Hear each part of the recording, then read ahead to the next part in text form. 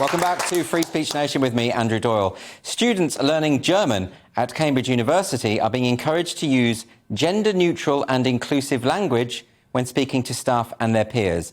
But some say that this is butchering the German language and will just embarrass the non-native speakers. So joining me now is Oliver Baer from the German Language Association.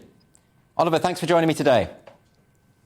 Can you tell me, Oliver, what are your initial thoughts about these changes and why have they been put in place? That's a little much. Okay. Our thought in the German Language Association about this is it makes us very cross because, well, you used the word butchered the language. It's at least doing something to the tools that you shouldn't be doing. You shouldn't be blunting them. And this is one of the most important cultural achievements we've made over decades, over centuries, millennia. And now we are really hurting that tool. We're blunting it. One could argue, wouldn't it be worth the sacrifice if it will bring about justice, equal pay, etc., etc.? No, but I don't think so. We don't think it is worth the sacrifice because putting the burden of change on the language is very much like saving the climate by changing the color of our pens, you know. Can I ask you, though, Oliver, I mean, when it comes to this, language does evolve all the time. It changes naturally. But this feels very much more like an imposition. It feels like people saying, we're going to forcibly get you to speak differently for ideological reasons. That's not quite the same as language evolving, is it?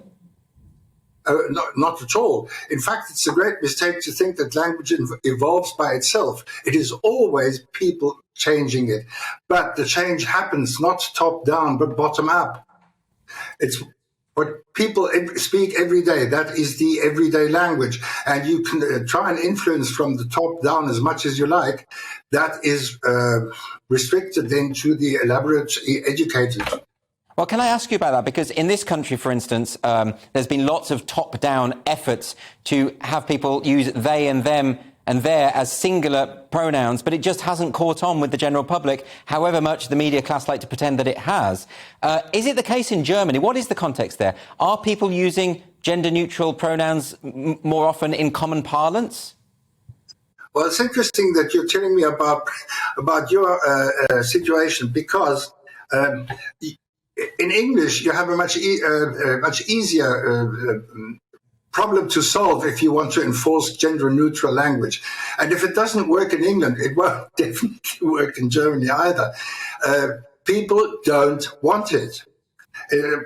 Definite majorities of 70, 80% of the population do not want gender-neutral language. The problem now is who enforces it, who's trying to enforce it, and that's certain strata, certain milieus in society. But even there, even the Greens, who are known to be in favor of gender-neutral language, find that most of their voters do not support that either. Not even the women voting Greens. What does this mean for the students, though, at Cambridge University? You know, these young people are being told to speak German in this particular way. If they then go to Germany and speak with these gender-neutral terms, won't they look like idiots?